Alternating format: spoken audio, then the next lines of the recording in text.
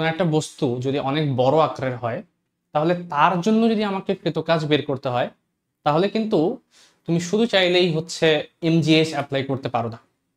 কারণ দেখো, একটু কল্পনা করো, একটা ছোট আকারের একটা বস্তু, খুবই ছোট আকারের, ক্ষুদ্র আকারের, তাকে তুমি হচ্ছে উপরের দিকে একটা উচ্চতায় নিয়ে গেলে এখান থেকে, ঠিক আছে? ক্ষুদ্র আকারের একটা বস্তুকে যদি তুমি হচ্ছে উপরের দিকে একটা উচ্চতায় নিয়ে যাও, তাহলে সেই ক্ষেত্রে আমরা ডাব্লিউ সমান এমজিএস বলতে পারছি, কোনো সমস্যা না। সমস্যাটা না কেন, কারণ প্রত্যেকটা কণা অ্যাকচুয়ালি সেম পরিমাণ উচ্চতায় উঠে আছে। এই কণাটা এখানে ছিল, এই লাইনটা, এই কণাটুকু, তার যে অতিক্রান্ত উচ্চতা এটা যতটুকু, উপরের যে কণাগুলো আছে তার যে অতিক্রান্ত উচ্চতা সেটাও কিন্তু সেম। তার মানে যদি এরকম কখনো হয় যে একটা বস্তুর ক্ষেত্রে প্রত্যেকটা কণা সেম পরিমাণ ডিস্টেন্স অতিক্রম করছে, তাহলে সেই ক্ষেত্রে এটা কোনো ম্যাটার করে না। ম্যাটার করে কখন? যখন প্রত্যেকটা কণা একই পরিমাণ দূরত্ব অতিক্রম করে না। আমি যে চিত্রটা এভাবে আঁকি, মনে করো তোমার কাছে একটা ব্লক আছে যে হচ্ছে শোয়ানো অবস্থায় আছে, পরবর্তী তুমি করলে কি, এটাকে হচ্ছে দাঁড় করিয়ে দিলে, ঠিক আছে? এটাকে দাঁড় করিয়ে দিলে, তাহলে এই যে বস্তুটা আছে এইটাকে যদি আমি হচ্ছে একটু ঘুরিয়ে দেই, দেখো প্রাথমিক অবস্থায় ধরলাম যে এই বস্তুটা শোয়ানো আছে, শোয়ানোর সময় তার সেন্টার অফ মাস কোথায়, বা তার হচ্ছে আলটিমেটলি সেন্টার অফ গ্র্যাভিটি, যেটা centre of mass, centre of gravity এই বস্তুর জন্য সেম। তো এই ক্ষেত্রে তার যে ভার কেন্দ্রটা সেটা অ্যাকচুয়ালি এই জায়গায় অবস্থান করছে, যেটা আমি বলতে পারি এই টোটাল উচ্চতা যদি এ হয়, তাহলে এটা অ্যাকচুয়ালি a/2 উচ্চতায় আছে। যখন এই জিনিসটাকে তুমি উল্টিয়ে দিলে, এর সেন্টার অফ মাস চলে এসেছে এই জায়গায়, এই টোটালটা যদি তোমার বি উচ্চতা হয়, তাহলে এটা হয়ে যাবে b/2। প্রবলেমটা কোথায় খেয়াল করো, যখন আমি এই জিনিসটাকে এভাবে ঘুরিয়ে দিলাম, এইখানে এই জায়গায় যে কণাটা আছে এই পয়েন্টটাতে, এ আগেও মাটিতে ছিল, এ কিন্তু এখনো মাটিতেই আছে, তার কোনো সরণ ঘটেনি, তাই না? এবং ঠিক উপরে যে কণাটা আছে এই জায়গায় যে কণাটা আছে, সে হচ্ছে এতটুকু উচ্চতায় ছিল, এখন সে উপরের দিকে উঠে অনেক বেশি উচ্চতায় উঠে গেছে। তাহলে দেখো তো, প্রত্যেক কণার কি সরণ সেম? শুধুমাত্র এখানে না, এখানে হাজার হাজার কণা আছে, যে কোনো একটা কণা কল্পনা করো, এক একটা কণা কিন্তু এক এক সরণে উপরের দিকে চলে গেছে। তো সেই ক্ষেত্রে এসব বস্তুর ক্ষেত্রে আমরা কি করব? কাজের ভ্যালু যখন আমরা বের করি অভিকর্ষ বলের বিরুদ্ধে, mg/h নেই, এই এইচটা তো ফিক্সড হচ্ছে না এখন।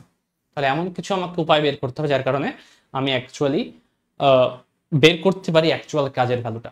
তো তার জন্য যেটা করা হয় কি, তার জন্য যেটা করা হয় সেটা হচ্ছে, আমরা ধরে নিই যে যে কোনো একটা বস্তুর এমন একটা পয়েন্ট আছে যে এই পয়েন্টে তার সম্পূর্ণ ওজনটা কেন্দ্রীভূত, কারণ তুমি চাইলেই কিন্তু ওই বস্তুটাকে ওই পয়েন্টে আঙ্গুল রেখে ব্যালেন্স করতে পারো, ঠিক আছে? এই যে যেই পয়েন্টে আঙ্গুল রেখে একটা বস্তুকে হচ্ছে ব্যালেন্স করা যায়, সেটাই হচ্ছে আমাদের ভার কেন্দ্র। তাহলে ওই ভার কেন্দ্র, যেহেতু আমাদের টোটাল যেহেতু ওজনটা, ভারটা এই কেন্দ্রে পুঞ্জীভূত আমি কল্পনা করে নিতে পারছি, তাহলে ওই ভার কেন্দ্রটা আগে কোথায় ছিল, এখন কোথায় শিফট হয়ে গেল, এর যে ডিফারেন্সটা, তার যে উচ্চতার শিফটটা, এটাকে আমরা হচ্ছে ভার কেন্দ্রের সরণ বলি। এই চিত্রের ক্ষেত্রে ভার কেন্দ্রের সরণটা হবে কত? আগে ছিল a/2 উচ্চতায়, এখন চলে গেছে b/2 উচ্চতায়। তার মানে তার অ্যাকচুয়াল উচ্চতা উঠলো কতটুকু? একটু খেয়াল করো, আগে এই বরাবর ছিল, এখন সে এই বরাবর উঠে গেছে, এই বরাবর। তাহলে তার যে উচ্চতার পরিবর্তনটা হলো সেটা কি? এটা। এবং এটা কিভাবে বের করবো? এখান থেকে নিচ থেকে শুরু করে এটা b/2, নিচ থেকে শুরু করে এটা হচ্ছে a/2, তার মানে এটার বিয়োগফলটা হবে অ্যাকচুয়ালি b/2 মাইনাস a/2। তাহলে এটাই হচ্ছে তোমার ভার কেন্দ্রের যে কতটুকু সরণ অ্যাকচুয়ালি ঘটলো। এই ভার কেন্দ্রের সরণটা যদি একবার আমরা বের করতে পারি কোনো একটা বস্তুর ক্ষেত্রে, এরকম বড় আকারের বস্তুর ক্ষেত্রে, তাহলে আমি কিন্তু কৃতকাজের ভ্যালুটা বের করার সময় যেটা করতে পারি সেটা হচ্ছে যে, যেহেতু টোটাল ভারটা ঠিক এই পয়েন্টেই আছে, mg ঠিক এই পয়েন্টেই আছে, তাই না? এই পয়েন্টে mg, তাহলে আমার কৃতকাজের যে ভ্যালুটা বের হবে, সেই কৃতকাজের ভ্যালুটা হবে mg ইন্টু ওই পয়েন্টটার সরণ, ওই মানে ভার কেন্দ্রের সরণ, এটা হচ্ছে b/2 মাইনাস a/2।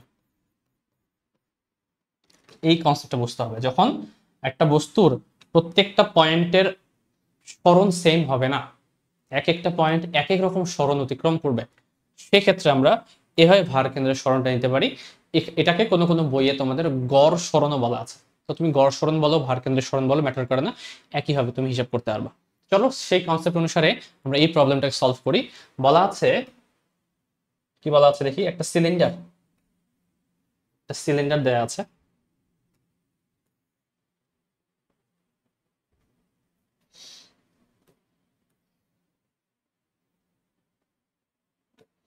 ধরলাম এই হচ্ছে আমার সিলিন্ডার। একটা সিলিন্ডার প্রথমে শোয়ানো অবস্থায় ছিল, ঠিক আছে?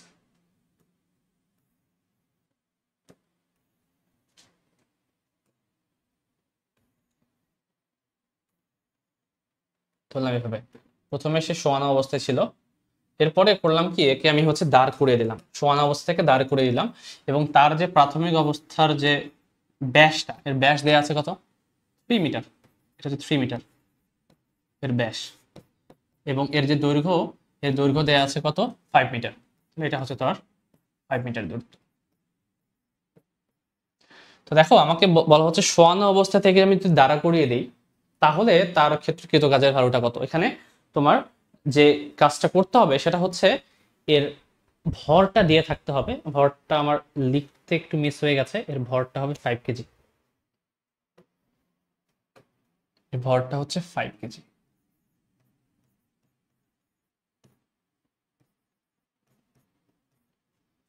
তাহলে কি পরিমাণ কাজ হবে, তো কাজের ভ্যালুটা একটু আগে বের করলাম আমরা, আগে কোথায় সেন্টার অফ গ্র্যাভিটি ছিল, এখন কোথায় আছে, এই দুইটার মধ্যে ডিফারেন্সটা।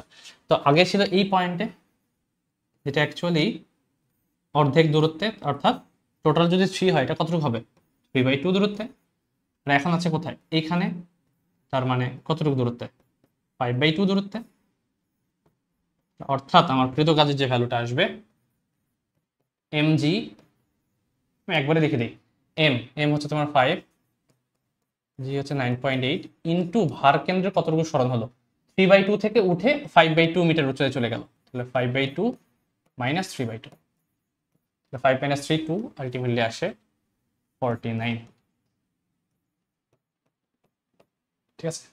তাহলে 49 জুল, এটা হবে আনসার। দেখো বুঝতে পারছো কিন্তু মেইন কনসেপ্ট হচ্ছে যখন আকারে যেহেতু বড় বস্তুটা এবং প্রত্যেক কণা যেহেতু সেম পরিমাণ দূরত্ব অতিক্রম করছে না, তার মানে তুমি এভাবে করতে হবে। তোমাকে সেম জিনিসটা তোমরা করতে পারবে এটার জন্য, এটা তোমাদের জন্য রাখছি, ঠিক আছে? একটা ইটের কথা বলা আছে, এরকম একটা ইট, যে ইট আগে এভাবে ছিল, একে আমি দাঁড়া করিয়ে উপর দিকে করলাম, তো আগে ভর কেন্দ্র হবে এটার অর্ধেক, এখন ভর কেন্দ্র হবে টোটাল লেংথটার অর্ধেক। তাহলে সেম রুল অ্যাপ্লাই করে তোমরা কিন্তু এটাকে সলভ করতে পারবে। এটা করে দেখিও আনসারটা কত আসে, দেন আমাকে জানাবা। এখন আমাকে যদি বলা হয় এরকম ওই একই পরিমাণ, যেই পরিমাণ ইটটা আমি দিয়েছিলাম, সেম ইটটা যদি হচ্ছে আমি দাঁড়া না করে এরকম অনেকগুলো ইট, কয়টা, 50টা, টোটাল 50 সংখ্যক ইটকে একের পর এক যদি আমি সাজিয়ে একটা স্তম্ভ তৈরি করি, তাহলে সেই স্তম্ভ তৈরি করতে আমার কৃতকাজের ভ্যালু কত হবে সেটা আমাকে বের করতে যদি বলা হয়, তাহলে সেটা আমি কিভাবে বের করবো। তাহলে স্তম্ভ এরকম তৈরি করতে আমার যে কৃতকাজের যে ভ্যালুটা আসবে, সেই ভ্যালুটা আমরা কিন্তু চাইলেই বের করতে পারি। দেখো, তো তার জন্য একটা কাজ করি, আমি কল্পনা করে নিই আমার কাছে একটা ইট আছে, আমার কাছে অনেকগুলো ইট আছে, ধরলাম আমি এখানে একটা ইট, এখানে আরেকটা ইট,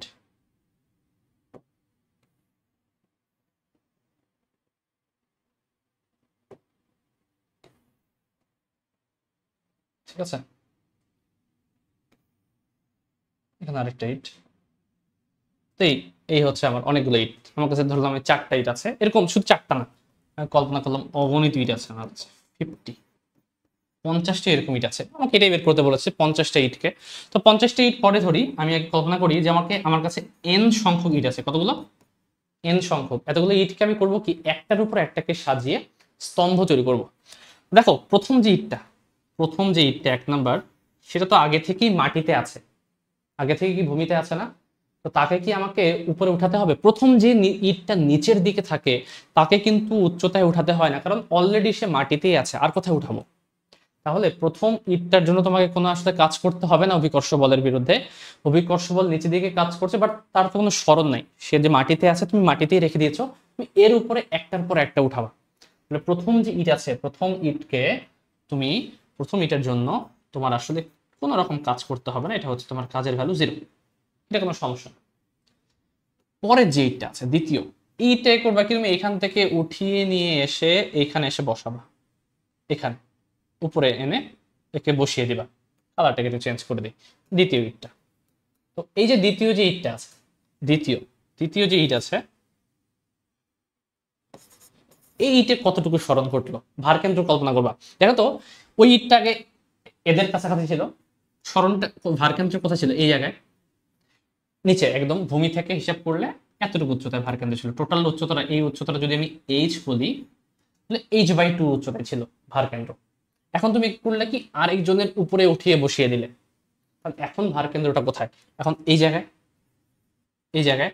তাহলে আগে ভারকেন্দ্রটা ছিল এই লেভেলে, এখন ভারকেন্দ্রটা এসেছে এই লেভেলে, তাহলে ভারকেন্দ্রটা শিফট হলো কতটুকু। ঠিক এই টোটাল প্রত্যেকটা ইট যদি এইচ উচ্চতার হয় তাহলে অ্যাকচুয়ালি এর ভারকেন্দ্রটা অ্যাকচুয়ালি এইচ উচ্চতায় উঠলো না। প্রথম জনের ভারকেন্দ্র কিন্তু এই জায়গাতেই ছিল, যখন সে মাটিতে ছিল তখন এই বরাবর ছিল, এখন শিফট হয়ে এই বরাবর উঠে গেল। তাহলে উপরেরটা থেকে যদি নিচেরটা বিয়োগ করে আলটিমেটলি একটা ইটের প্রস্থের সমানই কিন্তু পেয়ে যাবে। তাহলে প্রথম ইটটার ক্ষেত্রে তোমার কৃতকাজের যে ভ্যালুটা সেটা হয়ে যাবে কত, W2 সমান mg ইন্টু এইচ, কারণ এইচ পরিমাণ উচ্চতা তার উঠেছে। সেম ভাবে তুমি যদি থার্ড ইটটাকে যদি উপরের দিকে উঠাও এদের, তাহলে দেখো আগে সে মাটিতে ছিল এই জায়গায়, এখন সে এইটুক প্লাস এইটুক টোটাল 2h পরিমাণ উচ্চতা উঠতেছে, টোটাল 2h পরিমাণ উচ্চতা উঠছে। তার মানে এর ক্ষেত্রে কৃতকাজের ভ্যালু হবে W3 সমান mg ইন্টু 2h থার্ড ইটটার জন্য। ফোর্থ ইটকে তুমি আবার এখানে এসে তুমি যদি এখানে বসিয়ে দাও, ঠিক আছে, তাহলে ফোর্থ যে ইটটা হবে তো তার ক্ষেত্রে কৃতকাজের ভ্যালুটা কত আসবে, প্রথম জন হচ্ছে এইচ, তারপর জন 2h, তারপরটা অবশ্যই কি 3h হবে। তিনটা ইটের প্রস্থ সমান 1 2 3, মানে এতটুকু হচ্ছে একটা এইচ, এতটুকু হচ্ছে দুইটা এইচ, এতটুকু হচ্ছে তিনটা এইচ। তার মানে ফোর্থ ইটের জন্য W4 কৃতকাজের ভ্যালু আসবে mg ইন্টু 3h। দেখো তো প্রথমটার জন্য কাজ 0, দ্বিতীয়টার জন্য mg একটা এইচ, 3 নাম্বারের জন্য দুইটা এইচ, 4 নাম্বারের জন্য তিনটা এইচ। এভাবে তুমি যদি 50 নাম্বার পর্যন্ত বা n নাম্বার পর্যন্ত যাও তাহলে কয়টা এইচ হবে, সবসময় যত নাম্বার হচ্ছে তার থেকে এইচ একটা কম আসছে, তাই না। একজনের জন্য 0, দ্বিতীয়ের জন্য একটা, 3 নাম্বারের জন্য দুইটা, 4 নাম্বারের জন্য তিনটা, মানে এইচ এর সাথে কত গুণ আছে, তাহলে n সংখ্যক ইটকে যদি আমি একসাথে সাজাই তাহলে আমার কতগুলো যোগ করতে হবে হিসাব করো।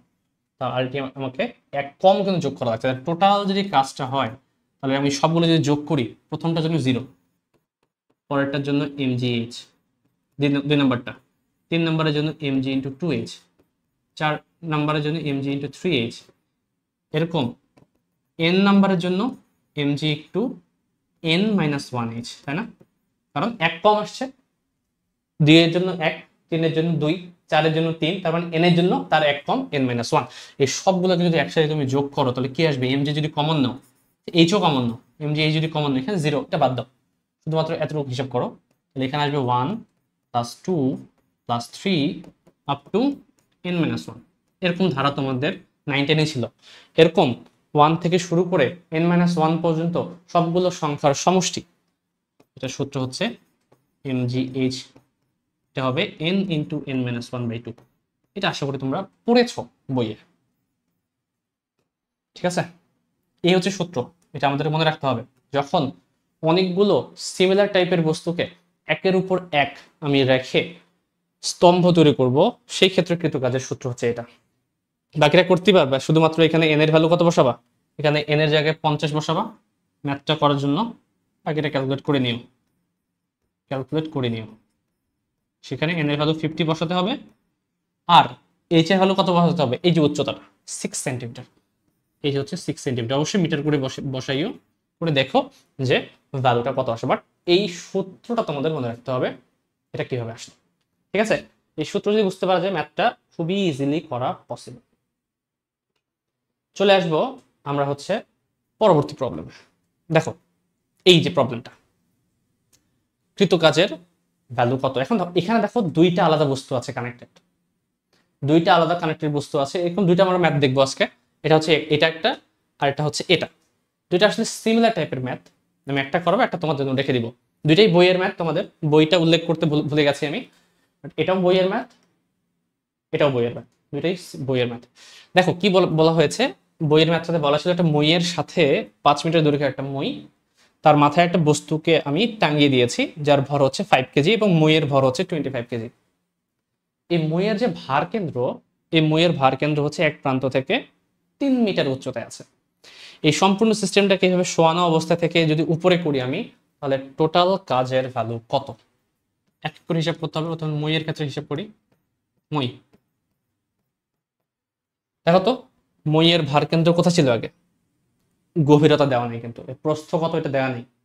প্রস্থ দেয়া নাই মানে আমি কল্পনা করব এটা খুবই চিকন একটা বস্তু, তাহলে ভার কেন্দ্র একেবারে মাটিতেই ছিল, এটা ধরে নিতে হবে, কারণ তোমার কাছে দেয়া নাই। ওটা যদি এর ব্যাসার্ধ বা কোনো কিছু একটা দেয়া থাকতো তাহলে কিন্তু হতো, দেয়া নাই যেহেতু, সো বাদ দাও। তাহলে কল্পনা করতে হবে একবারে মাটিতে ছিল। যখন সে উপরের দিকে উঠে গেল তাহলে ভার কেন্দ্র কতটুকু উচ্চতায় উঠবে? 3 মিটার উচ্চতায় উঠবে, কারণ ভার কেন্দ্র বলা আছে 3 মিটার উচ্চতায় মইটির। তার আগে 0-তে ছিল, এখন 3 মিটার উচ্চতায় উঠেছে। তাহলে কিন্তু কাজের ভ্যালু কত? এম জি ইন্টু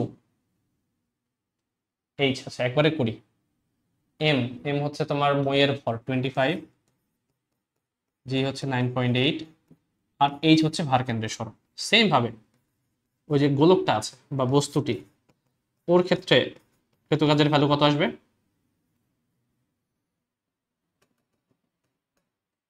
গোলকের ক্ষেত্রে কিন্তু কাজের ভ্যালু আসবে, সে আগে কোথায় ছিল? মাটিতে ছিল, সে একবারে উপরের দিকে উঠেছে। তার মানে এর সেন্টার অফ গ্র্যাভিটি প্রথমে কত? একবারে মাটিতেই কল্পনা করে নিতে হবে আমাকে। এবং সে উপরের দিকে উঠে গেছে কত উচ্চতায়? টোটাল মইয়ের যেহেতু 5 মিটার, তাহলে সে কিন্তু আলটিমেটলি 5 মিটার উচ্চতায় উঠে গেছে। তাহলে সেই ক্ষেত্রে আমি কৃতকাজের ভ্যালু বলতে পারবো ভর এম জি ইন্টু কতটুকু তার স্মরণ ঘটেছে ভার কেন্দ্রের, যেটা হচ্ছে মইয়ের দৈর্ঘ্যের সমান, মানে এটা। তাহলে এটা যদি হিসাব করি কত আসে? এটা যদি হিসাব করি কত আসে, দুইটাকে যদি হিসাব করি একটা ভ্যালু আসবে। তাহলে টোটাল হবে কি W1 প্লাস W2। এটা করেই তোমরা মানটা বের করে নিবে, এটা ইজি। পরের ভ্যালুটা বের করাটা ইজি, বাট কনসেপ্টটা বোঝাটা জরুরি। সেম টাইপের ম্যাথ একটা দেওয়া আছে পরের প্রশ্নটাতে। একটা কুয়ার ভিতরে একটা বালতি আমি ঢুকিয়েছি এবং বালতির মধ্যে একটা চেন দ্বারা কানেক্টেড। তো চেনের একটা ভর থাকবে, বালতির একটা ভর আছে। তুমি যদি উপরে উঠাও পানি, তাহলে টোটাল কাজের ভ্যালু কত এটা তোমাকে বের করতে হবে। চেনের জন্য আলাদা হবে, চেইনটার জন্য আলাদাভাবে বের হবে, এবং বালতির জন্য আলাদাভাবে বের হবে। চেন দুইটাকে যোগ করে দিতে হবে। সেটা কি করব? হোমওয়ার্ক রাখবো, ঠিক আছে? প্র্যাকটিস।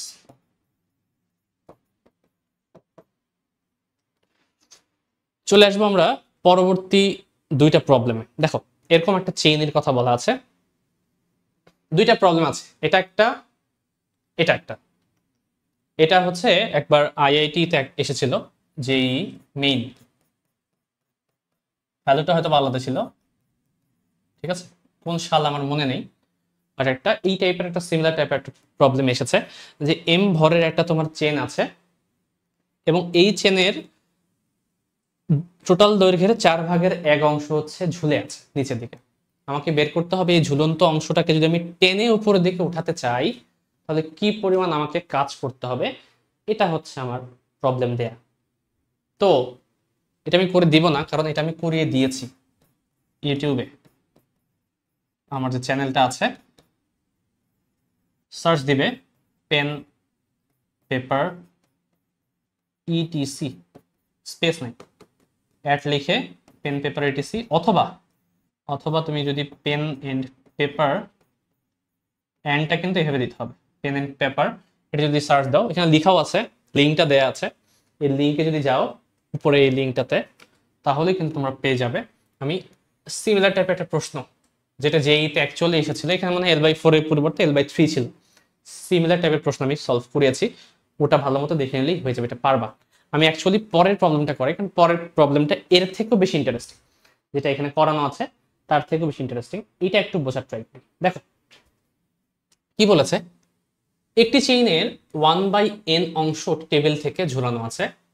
টেবিল এবং চেইনের মধ্যে ঘর্ষণ যে গুণাঙ্ক আছে তার মান কত হলে, এখানে ফ্রিকশন আছে, ধরো ফ্রিকশন আছে।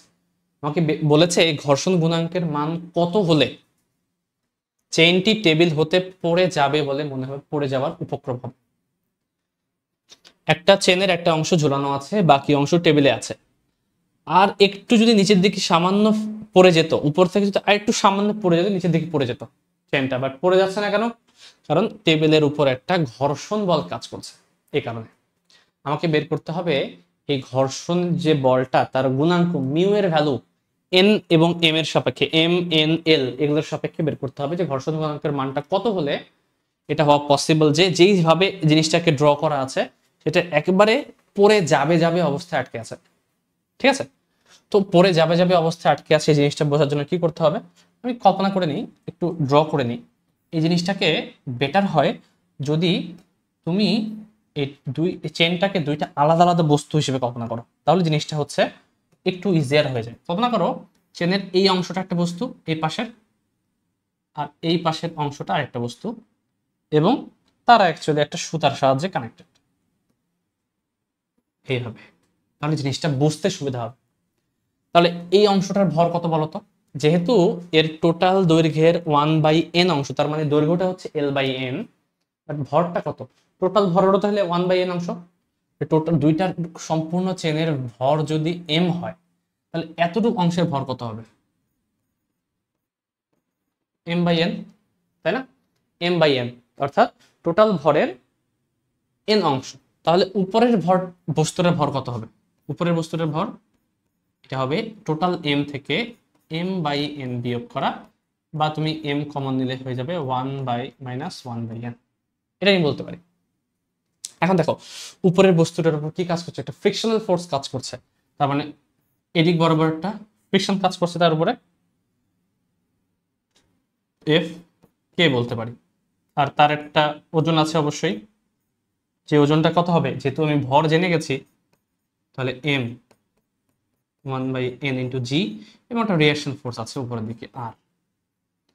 তো যেহেতু এটা আটকে আছে এখনো যেহেতু আটকে আছে, তাহলে আমি কি বলতে পারি? এটা আর এটা পরস্পর সমান, তাহলে r সমান বলা যায় m 1/1 - n × g, এটা বলা যাবে, তাই তো? এবং f কে সমান কি বলা যায়? f কে সমান বলা যায় মিউ কে × r, এটা বলা যাবে।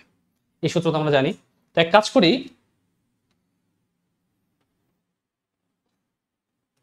যেহেতু এই সূত্রটা জানা আছে, আমি এই সূত্র থেকে প্রথমত একটা ভ্যালু জেনারেট করার ট্রাই করি এফ কে এর পরিবর্তে।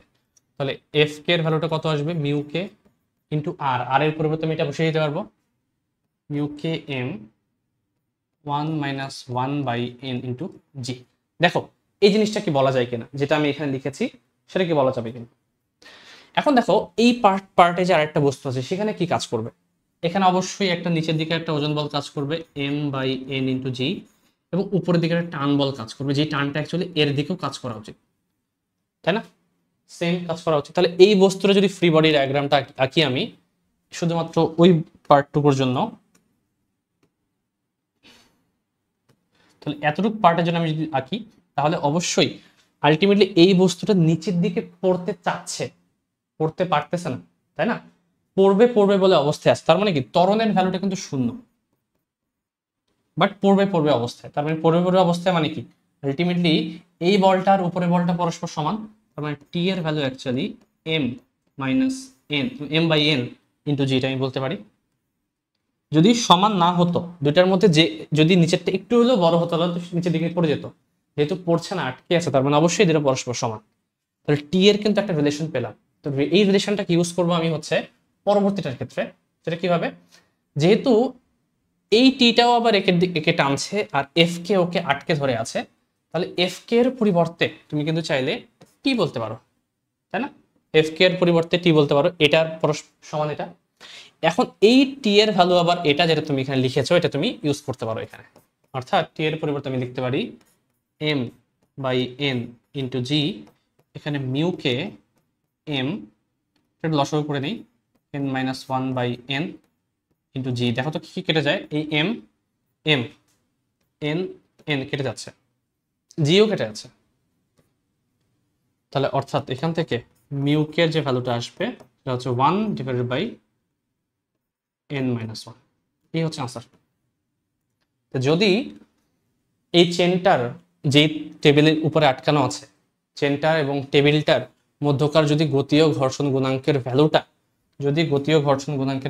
1/n-1 হয়, তাহলে হচ্ছে সে অ্যাকচুয়ালি আটকে থাকবে ওইখানে, আদারওয়াইজ কিন্তু নিচের দিকে পড়ে যাবে। দেখো ম্যাথটা কিন্তু খুবই কনসেপচুয়াল, এটা যদি বুঝতে পারো আশা করি সমস্যা হবে না। আগের প্রবলেমটা আমি করিয়েছি, এখানে আবার ফ্রিকশন ছাড়া জিনিসটা, তো যেহেতু ফ্রিকশন সহ জিনিসটা বুঝতে পারা গেছে, ফ্রিকশন ছাড়া জিনিসটা বুঝতে আশা করি কষ্ট হবে না। ঠিক আছে, তো এই হচ্ছে আমাদের এই যে টাইপটা, ভার কেন্দ্রের সরণ। পরবর্তী টাইপটাতে এখন আমরা চলে যাব। আমাদের তাহলে নেক্সট টপিকটা কি? নেক্সট টপিকটা হচ্ছে স্প্রিং বল দ্বারা কৃত কাজ। তো এতক্ষণ ধরে আমরা অনেক কিছু আলোচনা করলাম, চলো আমরা তাহলে এখন আমাদের স্প্রিং বল দ্বারা কৃত কাজ এই টপিকটাতে চলে যাই। দেখো এই টপিকটা হচ্ছে খুবই কমন একটা টপিক, তোমাদের বইয়ে অনেক চ্যাপ্টারই দেয়া আছে, শুধুমাত্র এই চ্যাপ্টারে না, তোমাদের সিম্পল হারমোনিক মোশন এই চ্যাপ্টারে কিন্তু এই সম্পর্কে খুব ভালো মতো আইডিয়া দেয়া আছে। তো এখানে অনেক কিছু থাকলেও আমি শুধুমাত্র কৃত কাজ পার্ট 2 আলোচনা করবো আজকে। চলো তাহলে একটা স্প্রিং নিয়ে অ্যানালিসিস করার আগে কয়েকটা স্প্রিং ড্র করি আগে, ঠিক আছে? দেখো এই হচ্ছে আমাদের একটা স্প্রিং, বললাম এখানে আমি একটা বস্তু লাগানো হোক বা না লাগানো হোক ম্যাটার করে না, আমি একটা বল প্রয়োগ করলাম। বল প্রয়োগ করলে সে কি হবে, তার সামনের দিকে একটা প্রসারণ ঘটবে। যদি এই দিক দিয়ে টান বল প্রয়োগ করি, এটাকে হচ্ছে টেনশন ফোর্স বলে। উল্টোভাবে তুমি যদি বলটাকে বিপরীত দিকে প্রয়োগ করো, তাহলে এটাকে বলা হয় কম্প্রেশন, বা এখানে তখন স্প্রিংটার সংকোচন ঘটবে। স্প্রিং এর হচ্ছে প্রসারণ ঘটুক কিংবা সংকোচন ঘটুক, যেটাই ঘটুক না কেন, স্প্রিং এর এই এফ এর মানটা একটা নির্দিষ্ট সূত্র মেনে চলে। এই সূত্রটাকে কিভাবে লেখা হয়? এই সূত্রটাকে লেখা হয় এফ সমানুপাতিক এক্স। তার মানে এই এফ এর মানটা ডিপেন্ড করছে আমি কতটুকু স্প্রিংটাকে সামনের দিকে বা পেছনের দিকে, অর্থাৎ কতটুকু আমি হচ্ছে দৈর্ঘ্য বৃদ্ধি ঘটালাম এবং কতটুকু তার দৈর্ঘ্য হ্রাস ঘটালাম, তার উপর ডিপেন্ড করে, অর্থাৎ এক্স এর উপর ডিপেন্ড করে।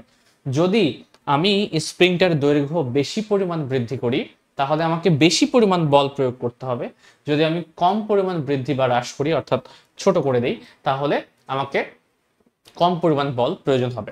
এবং এখানে আরেকটা জিনিস ইন্টারেস্টিং, সেটা হচ্ছে শুধুমাত্র বল এবং সরণ যে পরস্পর সমানুপাতিক এটুকু না, বরং এরা আরেকটার বিপরীতমুখী হয়। অর্থাৎ তুমি যদি একটা বস্তুকে এদিক বরাবর বল প্রয়োগ করো, যখন তুমি ছেড়ে দিবে এটা আরেকটা বলের প্রভাবে সে ব্যাক করে চলে আসবে। যেই বলের প্রভাবে সে আবার ব্যাক করে চলে আসে, এটাকে বলা হয় প্রত্যায়নী বল। অর্থাৎ প্রত্যায়নী বল হচ্ছে এমন একটা বল যেই বলের কারণে কোন একটা স্প্রিং আবার আগের অবস্থায়, সাম্যাবস্থায় ফেরত যাওয়ার ট্রাই করে। তাহলে এই সূত্রটা সত্যি যদি হচ্ছে এটা আমি প্রত্যায়নী বলের সাপেক্ষে লিখি। কিভাবে? দেখো একটা বস্তুকে তুমি এক্স অক্ষ বরাবর এদিকে সরণ ঘটালা, ধরলাম হচ্ছে তুমি এক্স পরিমাণ দৈর্ঘ্য বৃদ্ধি করলে, এক্স পরিমাণ যদি আমি দৈর্ঘ্য বৃদ্ধি করি, তাহলে ডান দিকে আমি দৈর্ঘ্য বৃদ্ধি করছি। যখনই এটাকে আমি ছেড়ে দিব আমার স্প্রিংটাকে, তখন কিন্তু সে বাম দিকে একটা বল লাভ করছে, প্রত্যায়নী বল, যার কারণে সে সাম্যাবস্থায় ফেরত আসার ট্রাই করছে এবং আলটিমেটলি সে ফেরত আসবে। হ্যাঁ, আসার আগে হয়তো বা কয়েকবার হচ্ছে স্পন্দন দিবে, বাট আলটিমেটলি সে ফেরত আসতে পারবে। উল্টোটা চিন্তা করো, যখন তুমি এই স্প্রিংটাকে সংকোচন করবা, তার মানে তোমার এক্স এর ডিরেকশনটা কোন দিকে? বাম দিকে।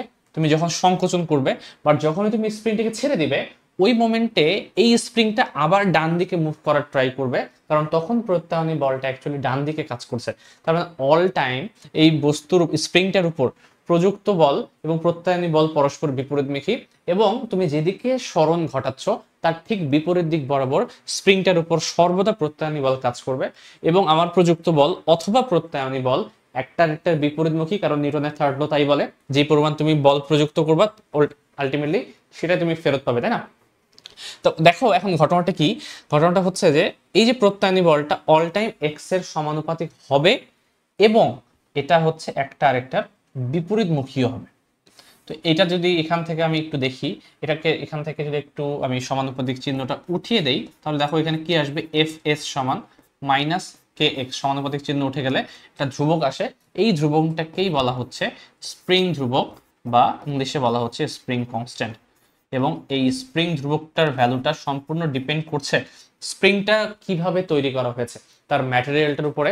এখানে যে তারটা নেওয়া আছে সেই তারটা কি মোটা নাকি চিকন, সেটা কোন পদার্থের তৈরি, এই সবগুলো জিনিস একসাথে মেকিং এর উপর ডিপেন্ড করছে। সবকিছুর উপর ডিপেন্ড করে স্প্রিং ধ্রুবকের ভ্যালুটা কি হবে।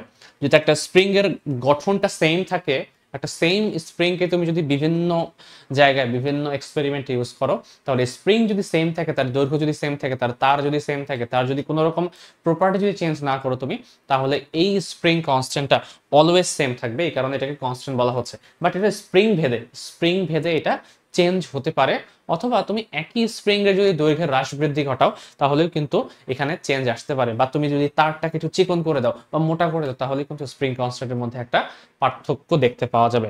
আদারওয়াইজ অন্য কোনো ধরনের চেঞ্জ যদি না করো, সেম স্প্রিং নিয়ে তুমি যতবার সেটআপে কাজ করো না কেন, আলটিমেটলি স্প্রিং কনস্ট্যান্টের মান সেম থাকবে।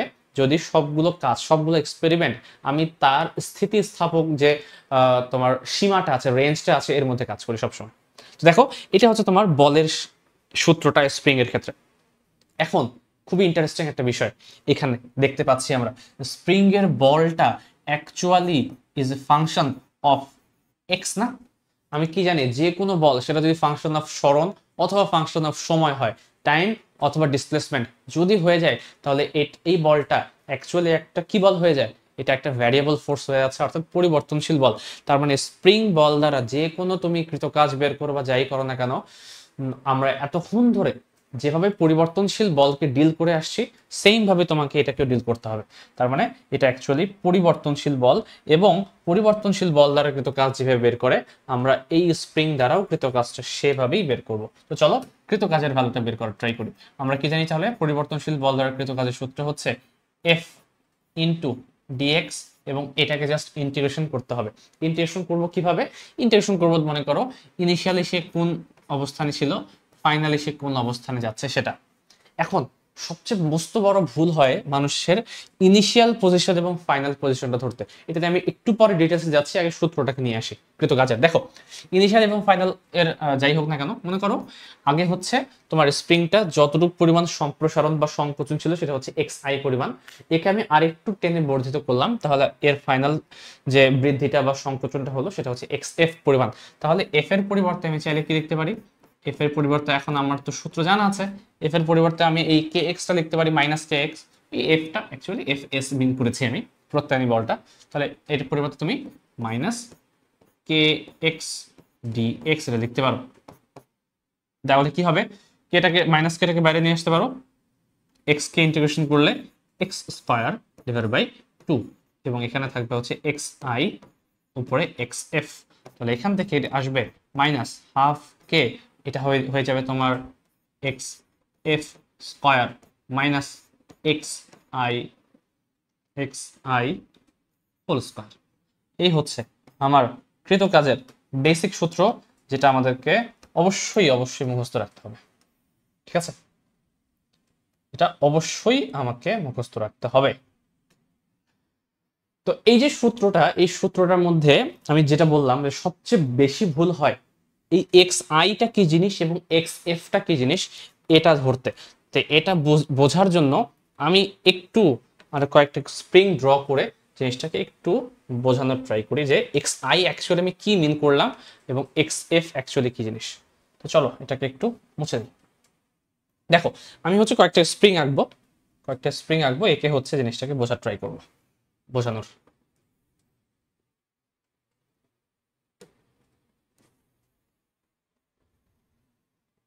ধরলাম এখান পর্যন্ত, ঠিক আছে। এই হচ্ছে আমার স্প্রিং, শুরু হচ্ছে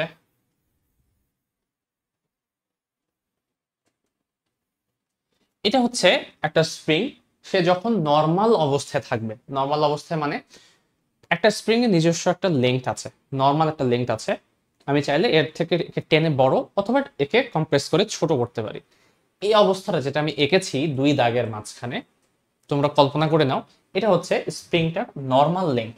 এটা স্প্রিংটার কি নর্মাল লেংথ, এটাকে আমি নর্মাল লেংথ বলি, সংক্ষেপে NL বলছি, ঠিক আছে? এটা হচ্ছে আমার স্প্রিংটার নর্মাল লেংথ। এখন আমি যদি স্প্রিংটাকে একটু বর্ধিত করি তাহলে স্প্রিংটা কেমন হবে দেখতে, এর চিত্রটা দেখতে কেমন হওয়া উচিত? চিত্রটা দেখতে এরকম হওয়া উচিত। এখন ধরলাম এরকম, আমি একটু বর্ধিত করলাম, তাহলে দেখো তো এই যে আমি কিছু পরিমাণ অংশ বর্ধিত করলাম, এটা হচ্ছে আমার এক্স এর ভ্যালু, বাট এটা কি এক্স আই নাকি এক্স এফ, এটা আমাকে বুঝতে হবে। দেখো একটা জিনিস সবসময় মাথায় রাখবা, স্প্রিং এর ম্যাথের ক্ষেত্রে যে কোনো ডিস্টেন্স সর্বদা নর্মাল লেংথের সাপেক্ষে হিসাব করতে হবে। এই কথাটা লিখে দেই, এটা যদি ভুলে যাও তাহলে আলটিমেটলি সব ভুলে যাবে। সকল দূরত্ব, সকল দূরত্ব, এখানে স্প্রিং এর ম্যাথে যে কোনো দূরত্ব, সকল দূরত্ব নর্মাল লেংথ এর সাপেক্ষে হিসাব করতে হবে, হিসাব করতে হবে। এই জিনিসটা মনে রাখাটা মাস্ট। আমি তাহলে এর আগের সূত্রে আমি যে বললাম যে এক্স আই এবং এক্স এফ, এটা অ্যাকচুয়ালি টোটাল দৈর্ঘ্যটা মিন করিনি, আমি বলেছি নর্মাল লেংথের সাপেক্ষে সে আগে কতটুকু দূরত্বে ছিল, এটা হচ্ছে তার এক্স আই, এবং পরে কতটুকু দূরত্ব যাবে এটা হচ্ছে তার এক্স এফ। তাহলে আমাকে যদি প্রশ্ন করা হয় এই পজিশনে হচ্ছে আমাকে যদি বলা হয় যে একটা স্প্রিং যদি স্বাভাবিক অবস্থায় থাকে তার তাহলে এক্স এর ভ্যালুটা কত, এর তাহলে এক্স এর ভ্যালুটা কত, এর এক্স এর ভ্যালুটা হচ্ছে 0। কারণ নর্মাল লেংথের সাপেক্ষে যদি সবকিছু হিসাব করতে হবে তাহলে এতটুকু দূরত্ব অ্যাকচুয়ালি কি আলটিমেটলি সে তো নর্মাল দূরত্বই আছে, নর্মাল লেংথেই আছে, কোথাও বামেও নাই ডানেও নেই, তাহলে তার দূরত্ব কত 0। এখন আমাকে যদি বলে এখন তার নর্মাল দূরত্ব কত, তাহলে এখন নর্মাল লেংথটা হচ্ছে এটা, এটা, তাহলে এটা হচ্ছে তোমার নর্মাল লেংথ, এতটুকু দূরত্বটা হচ্ছে নর্মাল লেংথ।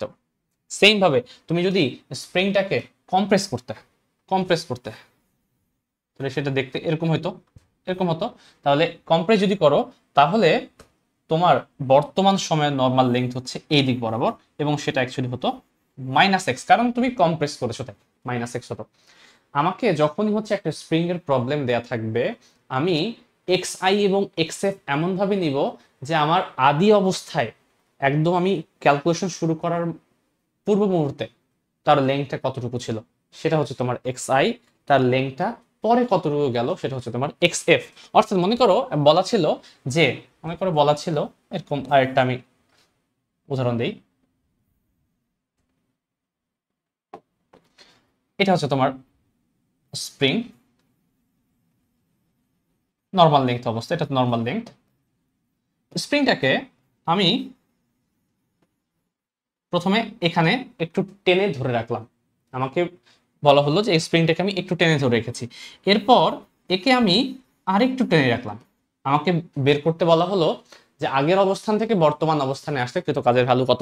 এই যে আগে থেকে আমি যতটুকু তাকে টেনে ধরে রেখেছিলাম এইটাই হচ্ছে আমার এক্স ইনিশিয়াল, এবং আগে এখন যতটুকু আমি নিয়ে গেছি জাস্ট এতটুকু দূরত্ব, টোটাল দূরত্ব কিন্তু না, টোটাল স্প্রিং এর লেংথ মিন করছে না, বরং নর্মাল লেংথ থেকে কতটুকু দূরত্ব তুমি বাড়িয়ে রেখেছো এটা হচ্ছে তোমার এক্স ফাইনাল। এবং আগে ম্যাথটা শুরু করার মোমেন্টে সবকিছু ঘটনার ঠিক আগ মোমেন্টে কতটুকু দূরত্ব তার ছিল এটাই হচ্ছে তোমার এক্স ইনিশিয়াল। এই ইনিশিয়াল এবং ফাইনাল যদি ধরতে পারো তাহলে যে কোনো ম্যাথে কোনো প্রবলেম হবে না আশা করি, ঠিক আছে?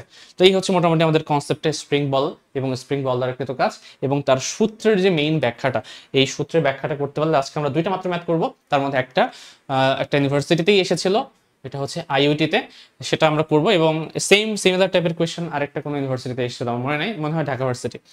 তো চলো এটা একটু করব, দেন হচ্ছে আমরা আরেকটা সলভ করব। এটা যদিও স্প্রিং এর সাথে রিলেটেড না, এটা কিন্তু রাবার বলা আছে, বাট আলটিমেটলি সেম জিনিসই মিন করছে। দেখো প্রশ্নটা একবার পড়ি কি বলা, দেন আমরা প্রবলেমটাকে সলভ করি। when a rubber band, একটা রাবার ব্যান্ড আছে, is stretched, টেনে রাখা হলো by a distance x distance যখন টেনে রাখা হলো, it exerts a restoring force মানে প্রত্যায়নী বল সে প্রয়োগ করে of magnitude f equals to ax plus bx square, আমি একটা রাবারকে এমনভাবে টেনে ধরলাম যাতে করে সে একটা বল প্রদর্শন করে, সেই বলটা হচ্ছে F equals to ax plus bx square, ঠিক আছে? এরকম where a and b are constants, যেখানে a এবং b হচ্ছে দুটো ধ্রুবক value, the work done in stretching the upstretched rubber band by L is, মানে প্রশ্ন করা হয়েছে যে যদি এটা আগে থেকে হচ্ছে জিরো অবস্থায় থাকতো, আপস্ট্রেচড মানে হচ্ছে মনে হয় আনস্ট্রেচড হবে, আপ মনে হয় ভুল হয়ে গেছে, মনে হয় আনস্ট্রেচড হবে, ঠিক আছে? আনস্ট্রেচড মানে যখন স্বাভাবিক অবস্থায় সে ছিল নর্মাল লেংথে, সেখান থেকে এল দৈর্ঘ্য যদি আমি বৃদ্ধি করতে চাই তাহলে কি পরিমাণ কাজ করতে হবে। তো যেটাই হোক, আমাকে বল দেয়া আছে, আমাকে কাজের ভ্যালু বের করতে হবে। বলের ইকুয়েশন দেখেই বুঝতে পারছি হুবহু এফ সমান কে এক্স না, এক্স সমান কে এক্স না, বাট ইট আলটিমেটলি এক্স এরই তো একটা ফাংশন। যেহেতু এক্স এর একটা ফাংশন, তার মানে অবশ্যই একটা ভ্যারিয়েবল ফোর্স। তাহলে ভ্যারিয়েবল ফোর্সের ক্ষেত্রে আমরা যেভাবে ওয়ার্ক ডান বের করি সেভাবেই আমরা প্রবলেমটাকে সলভ করব। ওয়ার্ক ডান বের করার সূত্র হচ্ছে ইন্টিগ্রেশন অফ এফ dx, এখানে 0 থেকে শুরু করব এবং এল এ গিয়ে শেষ করব, তাই তো? এটা তো আমার টার্গেট, যে আনস্ট্রেসড অবস্থায় ছিল অর্থাৎ নর্মাল লেংথে। দেখো 0 নিয়েছি কিন্তু এক্স ইনিশিয়াল মানে কি, এক্স ইনিশিয়াল আমি বললাম না এই সূত্রটা কি ছিল, আলটিমেটলি এটা ছিল এক্স ইনিশিয়াল, এটা এক্স ফাইনাল। আর তোমাকে বুঝতে হবে আনস্ট্রেসড মানে হচ্ছে এক্স ইনিশিয়াল অ্যাকচুয়ালি 0, আনস্ট্রেসড নর্মাল লেভেলেই আছে এবং বর্তমানে ফাইনাল পজিশনে যাচ্ছি, তার মানে স্ট্রেসড অবস্থায়, এবং তার দূরত্ব হচ্ছে এল। তাহলে তুমি 0 থেকে এল এখানে বসাচ্ছ এবং আলটিমেটলি এফ এর যদি ইকুয়েশনটা একটু বসাই, a x plus b x square এবং 0 থেকে এল পর্যন্ত ইন্টিগ্রেশন করি, a x square by 2 plus b x cube over 3, limit বসাতে হবে 0 থেকে এল। 0 তো বসানোর দরকার নাই, জাস্ট এল বসালেই হয়ে যাবে। তাহলে এটা আসছে a l square over 2 plus b l cube over 3, এই হচ্ছে তোমার কৃতকাজের ভ্যালু। এটাই আমাকে বের করতে বলা হয়েছে এবং এটা প্রথম যে অপশনটা সেটাই আমাদের আনসার হবে। দেখো জিনিসটা খুব সিম্পল, কিন্তু শুধুমাত্র ইন্টিগ্রেশন করলেই হয়ে যায়, বাট এখানে কোর কনসেপ্টটা তোমাকে বুঝতে হবে। চলে যাব আজ আমাদের হচ্ছে নেক্সট প্রবলেম, স্প্রিং এর আরো অনেকগুলো প্রবলেম করাবো আমরা আমাদের মেইন প্রোগ্রামটিতে। আমি জাস্ট একটা প্রোগ্রাম এখানে বাছাই করে এখানে তোমাদের জন্য দিয়েছি, সহজ কোশ্চেনগুলো তো বইয়ে আছে। তো দেখো এটাও সহজই কোশ্চেন, আমাকে বলা হচ্ছে কি, এটা একটু প্রশ্নটা দেখি। প্রশ্নে বলা আছে স্প্রিংটির স্বাভাবিক দৈর্ঘ্য, মানে নর্মাল লেন্থ যেটা স্বাভাবিক দৈর্ঘ্য সেটা হচ্ছে এবি, অর্থাৎ স্প্রিংটা অ্যাকচুয়ালি একটা রড আছে, এই রডের মাথায় হচ্ছে একটা রিং এর মতো লাগানো আছে। এটা প্রাথমিক অবস্থায় এই জায়গায় ছিল বি পজিশনে, অর্থাৎ এ থেকে বি পর্যন্ত এই স্প্রিংটা স্বাভাবিক অবস্থায় ছিল। আমি করলাম কি, এই রিংটাকে একটু উপরে টেনে ধরে রাখলাম 1.5 সেন্টিমিটার। তাহলে স্বাভাবিক দৈর্ঘ্য তোমার বলাই আছে এ বি হচ্ছে 2 সেন্টিমিটার, স্বাভাবিক দৈর্ঘ্য বলা আছে চিত্র আকারে। এবং আমি বি থেকে এটাকে সি পর্যন্ত উঠিয়ে রাখলাম, যে বি প্রান্তকে টেনে যদি আমি সি বিন্দুতে নিয়ে যাই তাহলে আমার কৃতকাজের ভ্যালু কত হবে, এটা আমাকে বের করতে বলা হয়েছে। তো কৃতকাজের ভ্যালু কত হবে এটা তো বের করাই যায়, কোনো সমস্যা নাই, কে এর ভ্যালু যেহেতু দেওয়া আছে। তাহলে কৃতকাজের যে মেইন সূত্রটা এটা বের করতে পারলেই হচ্ছে। কৃতকাজের মেইন সূত্র কি একটু আগে আমরা দেখলাম, ডাব্লিউ সমান minus half k x final square minus x initial square, এতটুকু সূত্র কে দেয়া আছে। শুধুমাত্র আমাকে এক্স ইনিশিয়াল এবং এক্স ফাইনাল কোনটা এটা যদি আমি একবার ডিটারমাইন করতে পারি, বাকিটা কাজ সহজ।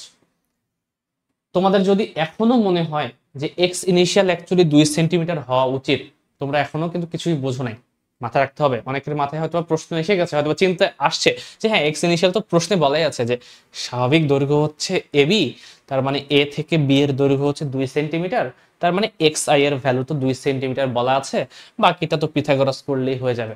না, এটাই আমি এতক্ষণ ধরে বলছিলাম যে সকল দূরত্ব তোমাকে হিসাব করতে হতে সাম্যাবস্থান থেকে হিসাব করতে হবে। তাহলে সাম্যাবস্থান থেকে যদি হিসাব করো তাহলে সেই সাপেক্ষে এক্স ইনিশিয়ালের দূরত্ব কত, এক্স ইনিশিয়াল অ্যাকচুয়ালি 0, কারণ অ্যাকচুয়ালি প্রথমে বি বিন্দুতেই সে ছিল, অর্থাৎ সে আনস্ট্রেচড অবস্থাতেই ছিল, নর্মাল লেংথেই ছিল। নর্মাল লেংথে কখনো যদি একটা স্প্রিং থাকে, একটু আগে বললাম নর্মাল লেংথে যদি একটা স্প্রিং কখনো থাকে, নর্মাল লেংথে যদি কখনো একটা স্প্রিং থাকে, তার এক্স এর ভ্যালু অ্যাকচুয়ালি 0, টোটালটা না কিন্তু, ঠিক আছে, টোটালটা না। তাহলে এই কারণে আমাকে কিন্তু এক্স আই এর ভ্যালু ইন্ডিকেট করে দেয়া আছে প্রশ্নের মধ্যে, এক্স আই কত 0। এটা তোমাকে বুঝে নিতে হবে। তোমাদের মধ্যে কেউ যদি এক্স এর ভ্যালু ভুল করেও 2 সেন্টিমিটার বসাও, তাহলে আমি ব্যর্থ আসলে বোঝাতে। দেখো, তাহলে আলটিমেটলি এক্স এ আমার লাগবেই না, কে দেয়া আছে, যে কোনোভাবে আমাকে এক্স ফাইনালের ভ্যালুটা বের করতে হবে, অর্থাৎ আনস্ট্রেসড বা নর্মাল লেভেল থেকে সে কতটুকু বৃদ্ধি পেয়েছে, এটাই আমার বের করার টার্গেট, সেটাই হচ্ছে এক্স এর ভ্যালু। তো তার জন্য আমাকে আগে দেখতে হবে যে বি থেকে সিতে নিয়ে যাওয়ার কারণে টোটাল দৈর্ঘ্যটা কত হয়ে গেল, এটা আমাকে বের করতে হবে। তো যেহেতু এটা আলটিমেটলি একটা একটা তোমার সমকোণী ত্রিভুজ তৈরি করেছে, তো আমি চাইলেই কিন্তু এখানে পিথাগোরাসের সূত্র অ্যাপ্লাই করতেই পারি। এসি স্কয়ার সমান AB square plus BC square. তো এখানে এ বি কত, এ বি হচ্ছে 2 সেন্টিমিটার, বিসি কত, বিসি হচ্ছে 1.5 সেন্টিমিটার। তাহলে এখান থেকে আমি কিন্তু এসি পেয়ে যাব, ঠিক আছে। তাহলে এটা 2.5 সেন্টিমিটার হবে মনে হয়, আই হোপ 2.5 সেন্টিমিটারই আসা উচিত। ঠিক আছে, তাহলে দেখো এটা হচ্ছে বর্তমান লেংথটা, বর্তমান মানে দৈর্ঘ্য বৃদ্ধি করার পরে লেংথটা কত। বাট আমার দরকার কি, আমার দরকার হচ্ছে নর্মাল লেংথ থেকে সে কতটুকু বৃদ্ধি পেয়েছে, এটাই তো আমার এক্স ফাইনাল। তাহলে নর্মাল লেংথ ছিল কত, 2 সেন্টিমিটার, এখন বর্তমানে আছে 2.5 সেন্টিমিটার, অর্থাৎ অর্থাৎ x final equals to 2.5 minus 2 equals to 0.5 centimetre বা 5 ইন্টু 10⁻³ মিটার। দেখো, এইটাই হচ্ছে আমার টার্গেট ছিল আলটিমেটলি এক্স এফ বের করা। বাকিটা খুব ইজি, আর বাকিটা হচ্ছে আমার নর্মাল কাজ। ডাব্লিউ সমান মাইনাস হাফ কে, কে এর ভ্যালু হচ্ছে 10 কিলো নিউটন, তাহলে 10 ইন্টু 10⁻³ কে। এক্স এফ এর ভ্যালু হচ্ছে এই যে দেয়া আছে, বের করলাম আমরা, মাইনাস 0। হিসাব করো, কে এর ভ্যালু সরি কাজের ভ্যালু বের হয়ে আসবে, কাজের ভ্যালু আসছে 0.125। তো এই যে ভ্যালুটা আসছে আমার 0.125, এটাই হচ্ছে আমার অ্যাকচুয়াল আনসার। ও সামনে একটা মাইনাস হবে,